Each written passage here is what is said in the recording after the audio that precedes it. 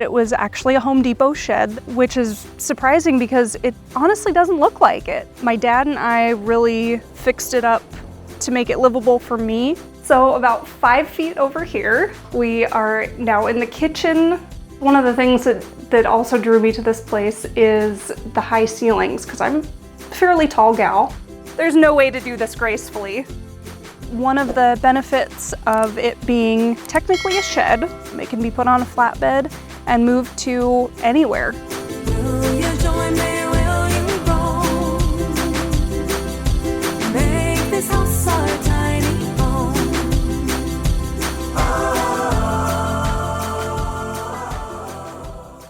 Hi, I'm Jen. Welcome to my tiny house.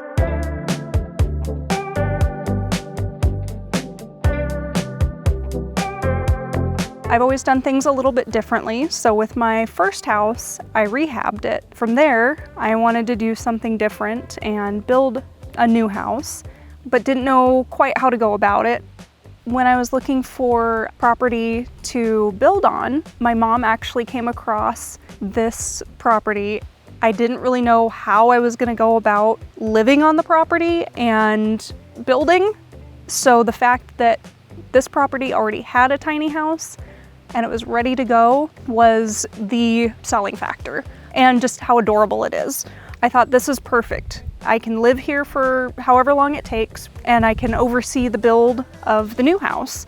I didn't think it was gonna be 3 years, so that took some getting used to, but everything turned out great, and I actually miss living in the tiny house.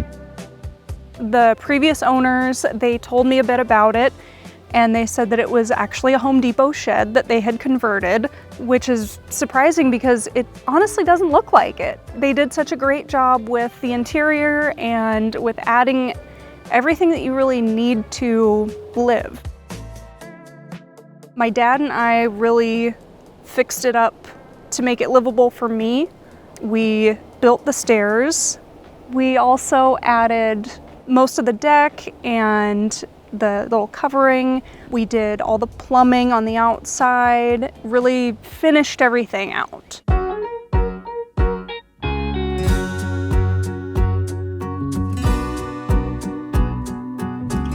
From what I was told from the original owner, it was a Home Depot shed. And they added insulation and all the things that you need to make it a tiny, cozy little house. My dad and I actually fixed up a lot on this tiny house from when I first got it. We added the porch, we added the little awning. I just love it. It's so much fun to just be out here and be in the woods. I love antiquing, and I started collecting tractor chairs, and it just seemed like a natural spot. So my dad, when we cut some of the stumps, he put those on here. It was a really good idea. One thing I love about this tiny house is my retractable screen door, which is great on hot summer days. I can just close this and not worry about any bugs, but still get a really nice breeze. Let me show you guys the inside.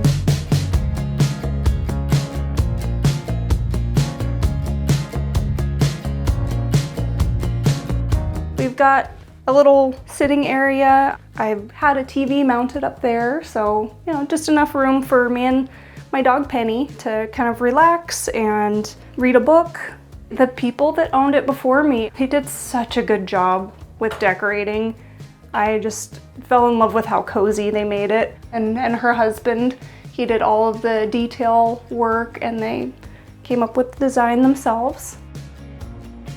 So about 5 feet over here, we are now in the kitchen. So we've got a nice little cooking area. I had a hot plate when I lived here and a little microwave oven, and it did the job. I had a great meal delivery service, so I really didn't have to go grocery shopping much, and the full-size fridge really helped. If you love to bake, or even if you just love eating fresh breads and pastas like me, I have a hot tip for you. Wildgrain, who's the sponsor of this week's episode, is the first bake from frozen subscription box for sourdough breads, artisanal pastries, and fresh pastas. What I love about Wildgrain is that they have options for everyone's needs, including plant-based and gluten-free options. On their website, they also have a Kids Love It label, which I find very helpful for my family. My kids are noodle fanatics, so today I'm cooking the spinach and ricotta pasta. And for dessert, strawberry cheesecake, which only requires thawing. I also love their sourdough and hot dog buns because they use a slow fermentation process, which is easier on my belly than store-bought breads. Every item bakes from frozen in less than 25 minutes, and for every box ordered, they donate 2 meals to a nonprofit of my choice at no extra cost. If you want to check out Wildgrain, make sure you click on the link in the description to get $30 off your first box, and you'll get free croissants for life. But right now, let's get back to our tiny home tour. So there's plenty of seating here for 2. If I ever have other people over or more people over, we would just take it outside and plenty of space there. I've had quite a few gatherings, mostly during the summertime, where we could all gather outside and, you know, do a big barbecue. And I've even had people stay the night. We do a big inflatable bed right here, and you can fit 3 or 4 people in here, surprisingly. And then all of my open shelving for plates and cookware, stuff like that. A couple shelves, really all you need. So I've actually got a tankless hot water heater on the other side of the shower. That was one of the things that we replaced because they had small tanks under each sink and the shower, and it just makes more sense to have a tiny little tankless one. There's no dishwasher, so nice big farm sink and full-sized fridge. One of the things that also drew me to this place is the high ceilings, because I'm a fairly tall gal, and I was able to put my cute little chandelier. So this was my closet, and I've got tons of clothes, so maybe half of them fit in here, if that. All right, so next place I'm gonna show you is the bedroom. So these are stairs that me and my dad built, mostly for my dog because she wouldn't go up the ladder. So there's plenty of headroom up here, enough room for 2 people, and I've managed to fit a full-size bed, plus some little books, knickknacks, and whatnot. And you've got a nice big window behind you. So this was another thing that my dad and I added, was the wall. It was completely open, but for safety reasons, we closed part of it. But there's enough room to get nice airflow in the summers when it gets warm. And I just kind of like being able to see the whole tiny house from here. One thing I do miss about living in here is the sound of the rain hitting the metal roof. That's always like a favorite sound of mine.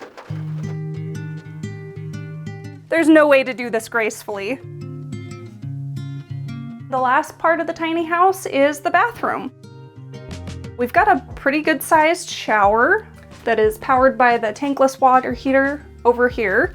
And then we've got a little RV toilet, which serves its purpose.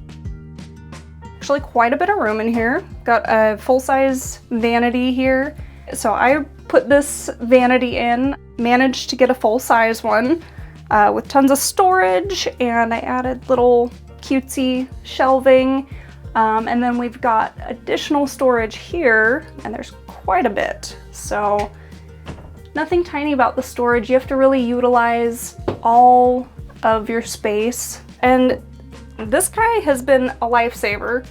On winter nights, it gets a little cold in here, and this thing puts out a lot of heat. So this is the only heat source, and I don't have any AC, so it's open windows and lots of fans. All right, and here is my tiny shower. The previous owners had a really cool idea with the metal roofing. I really like it, and yeah, there's plenty of room here. Living tiny, you have to get creative with door ideas. So I put little magnets and a shower curtain. I only shared the space with Penny, my dog, and every time I would close this, she felt the need to come in and share the space with me, so. So after living in the tiny house for 3 years and watching my new house come to fruition, I no longer need the tiny house, and I'm a little sad about that, but it's gonna find a new home and it's currently for sale. One of the benefits of it being technically a shed, it can be put on a flatbed and moved to anywhere. I've got suggestions of Airbnb-ing, you know, renting it out to a traveling nurse or a college student, you know, somebody that's saving up to build their own home like I did, you know, a mother-in-law suite, or, you know, a teenager you want to get out of the house. This would be the perfect little spot to live, you know, indefinitely or just for a few years. So I'm hoping that somebody else can use it and love it as much as I did. If you like this week's episode, please make sure to like, share, and subscribe, and check back soon because we have new unique home tours publishing all the time. And if you'd like to join our team and get access to members-only content and unique perks, make sure you click on the join button below.